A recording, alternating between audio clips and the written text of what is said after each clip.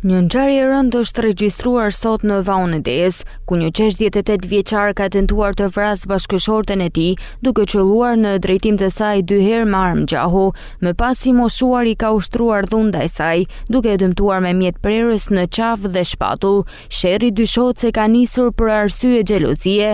Shërbimet e komisariatit të policisë Vau i Des, pas njoftimit të marrë si një shtetase nga Vau i Des, po transportohej për ndihmë mjekësore drejt spitalit të Shkodrës, pasi dyshoi se ishte dhunuar nga bashkëshorti. Menjëherë kanë organizuar punën për sqarimin e rrethanave, kapjen dhe arrestimin e autorit. Në bashkëpunim me sektorin për krime të rënda në drejtorinë vendore të policisë Shkodër, u bë kapja e shtetasit XH, 68 vjeç, banues në fshatin Mjed, dhe arrestimi në flagrancë i tij për veprën penale, vrasja për shkak të marrëdhënieve familjare, e mbetur në tentativë.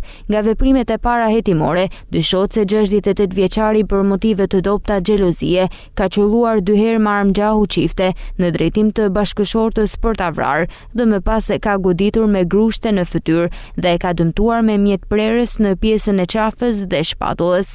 61 vjeçaria, shtetësja XH, ndollet nën kujdesin e mjekëve jashtë rrezikut për jetën. Në cilësinë e provës materiale është sekuestruar arma e gjahu çifte, 2 gëzhoja dhe 17 fishek armë gjahu.